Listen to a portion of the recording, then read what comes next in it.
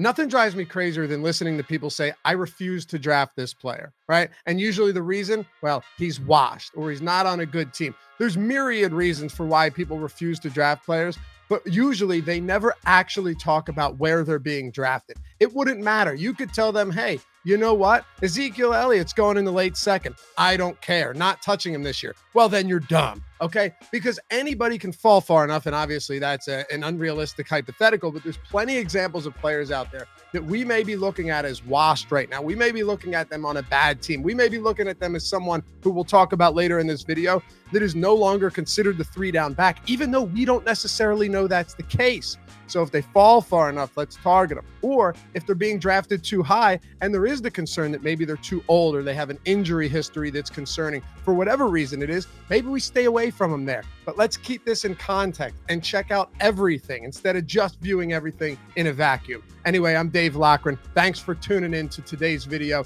Hit that thumbs up if you love this fantasy football stuff. Subscribe to the channel and leave a comment. Tell me what you think. You disagree with me? You agree with me? Either way, I love to hear it. I always read them. I respond, whether they're nice, mean, indifferent, doesn't matter. I'm here for all of it. Let's dive into it. Oh, and if you still aren't playing at Underdog Fantasy, you're just letting life pass you by. You'll get $25 when you sign up using the promo code Awesemo and get to compete in some monster tournaments that pay out over $1 million up top, or the puppy that pays $100K to first and is only $5 to enter. Best Ball is the greatest version of fantasy right now, and Underdog's by far the best place to play it. Use the promo code Awesemo when you go to underdogfantasy.com and start cashing, baby. It's hard to even think there's a conversation to be had when it comes to Ezekiel Elliott possibly being washed, but here we are. And I'm not saying that because people are wrong to question whether or not he's still the same player he once was, but because he's still going 5th overall in most drafts. Last year was a disappointing one for Elliott, but he still finishes the RB9 and was 5th in carries and 8th in receptions among all running backs. On one hand, you love to see the volume, and on the other hand, you hate to see the lack of efficiency. But Elliott was running behind a decimated offensive line, and outside of the first 4.5 weeks was playing with below average to D3 level quarterbacking. It's easy to see why people are concerned about Elliott's 2021 outlook. He's carried the ball over 1,400 times in 5 seasons and is coming off his worst year as a Cowboy. But so many things worked against Elliott last year that I'm not willing to write him off as someone I wouldn't want as my RB1.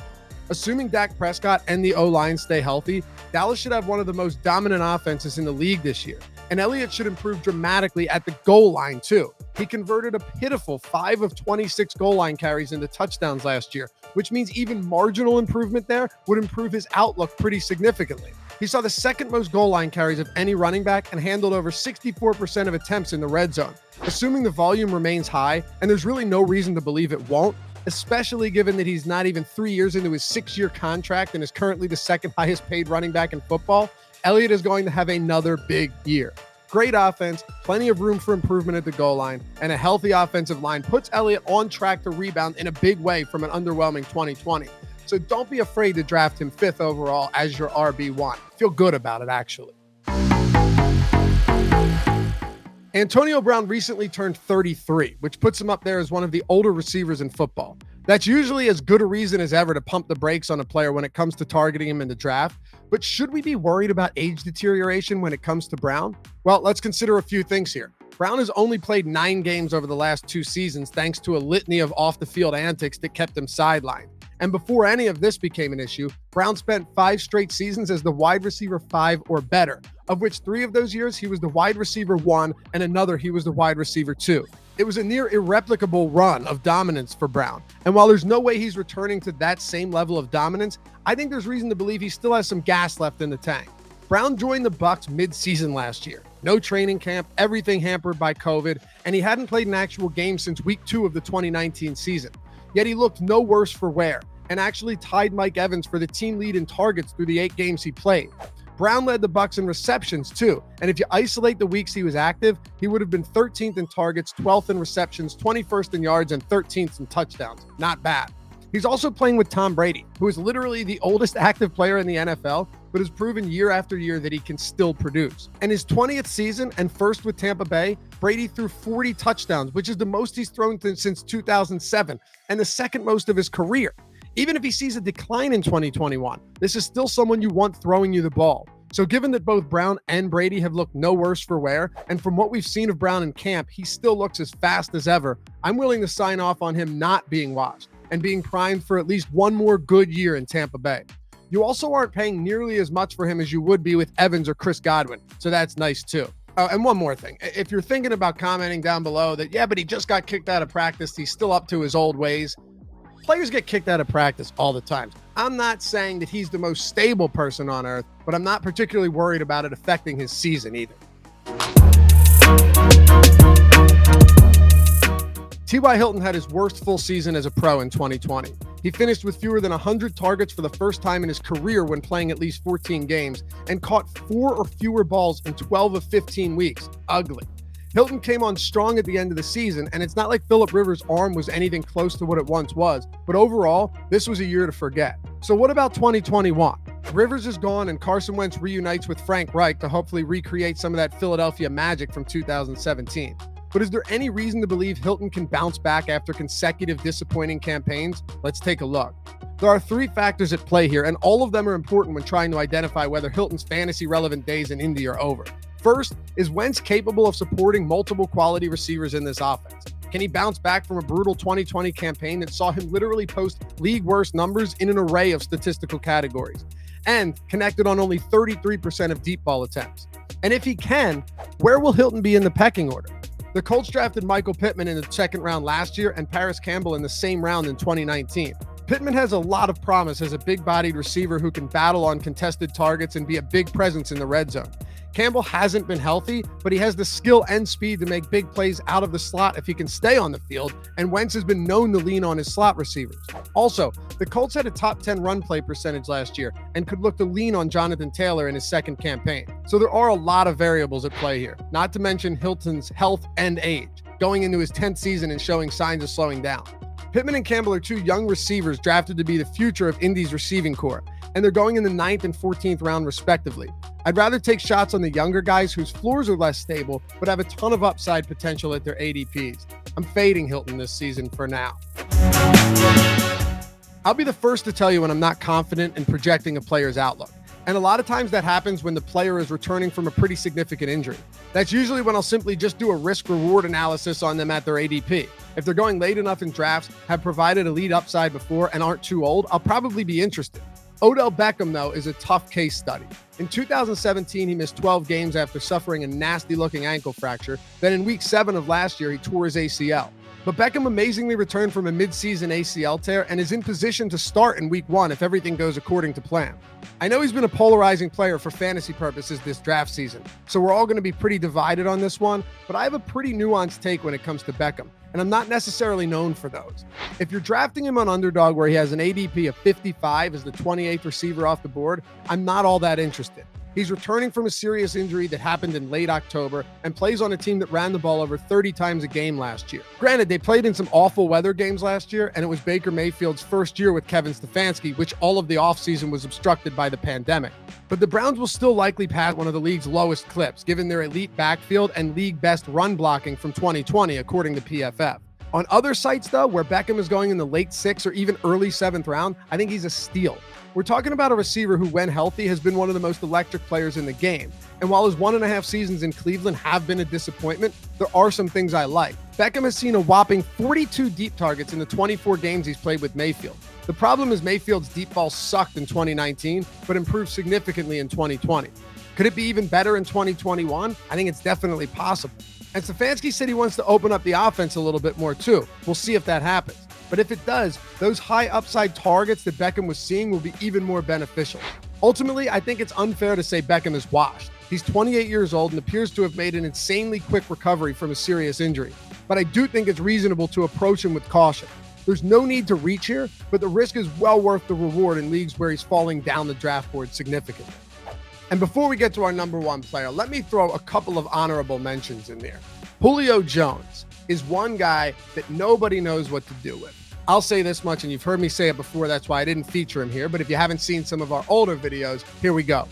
Jones was the wide receiver 2 in the 7 games he played last year and averaged 100 yards per game in those performances. he was still fantastic. He showed no signs of age deterioration. Yes, it is fair to say he dealt with a nagging injury, but aside from that, injuries have never been something that have actually kept him off the field on Sundays, even if he doesn't practice on Wednesday.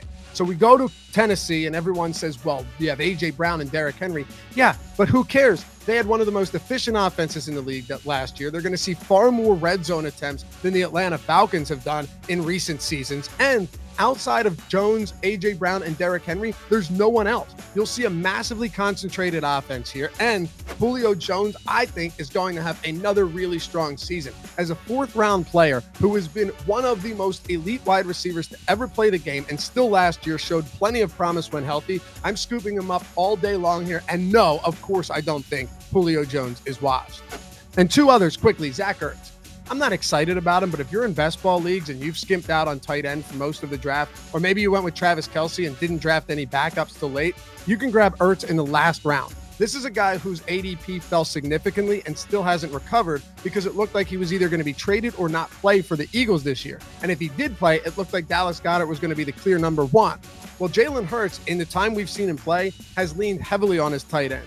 And it appears, too, that Zach Ertz is going to get significant works and snaps, assuming he's on the field for week one with the Eagles, which right now it appears he's going to be.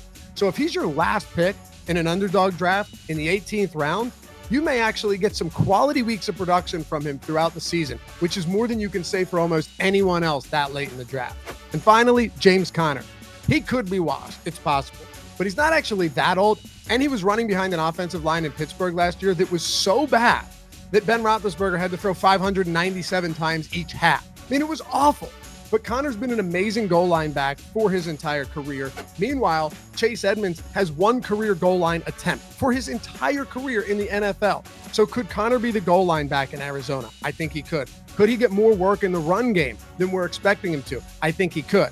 Now it all depends on whether or not he is washed or not. And personally, I don't have a great answer for that. What I can say, though, to reiterate, running behind a bad offensive line can make almost any running back look really bad. Just look at Saquon Barkley through the first 2 weeks before he got injured last year. Even good running backs can struggle behind awful offensive lines. So could a better offensive line in Arizona and a better overall offense open things up and make him look serviceable with an ADP outside of the top 100? I think it's possible, and I'm willing to take some shots. You got to head over to Awesemo.com. Check out this brand new draft kit that we've got. It's incredible. Created by experts who've profited over $7 million playing fantasy sports. For real, these guys are going to help you crush your drafts this year with tools like the Draft Wingman that's powered by projections from the #1 ranked daily fantasy sports player in the world, Awesemo himself, and includes a one-of-a-kind recommendation engine that takes into account your prior picks to ensure a well-rounded team and optimal draft. Draft Wingman is also outfitted with best ball specific recommendations, including our stack highlighting feature, which helps you create your all-important best ball stacks. If you want more details, or maybe you're already down to join us for an incredible NFL season, go to awesemo.com/draftkit and use the promo code WR, that's WR, to get the entire draft kit for only $9.95. We'll catch you over there. Josh Jacobs is only 23 years old, and he's going into just his third season with the Raiders. So he's certainly not a washed candidate in the same sense as some of these older players, but I needed to throw him in here because there's so much talk about Jacobs' days as a bell cow back already coming to an end in Las Vegas.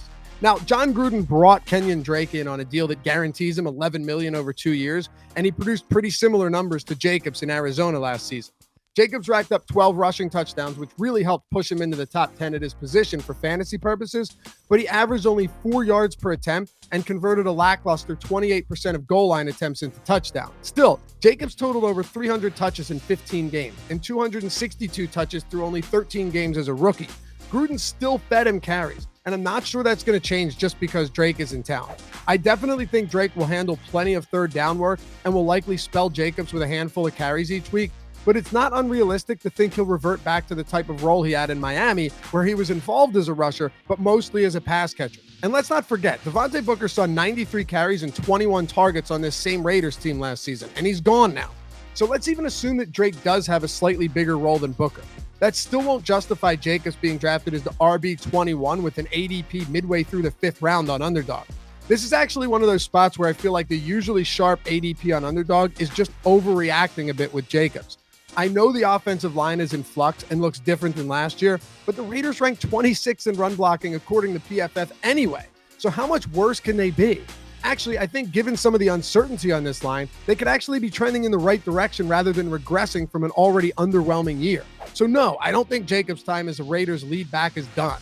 And while he's not someone I'd want to be drafting in the third round, he's absolutely fallen far enough to target at 55th overall. Head over to Awesemo.com. Check out that draft kit, Awesemo.com/draft kit. Use the promo code WR. You'll get it for $9.95. The drafts are coming up. The season's about to start. If you want to win your leagues, there's no other place to be. Thanks for watching. As always, hit that thumbs up and subscribe and follow me at Loughy_D on Twitter, LOUGHY_D. We'll see you back here for the next one. Peace.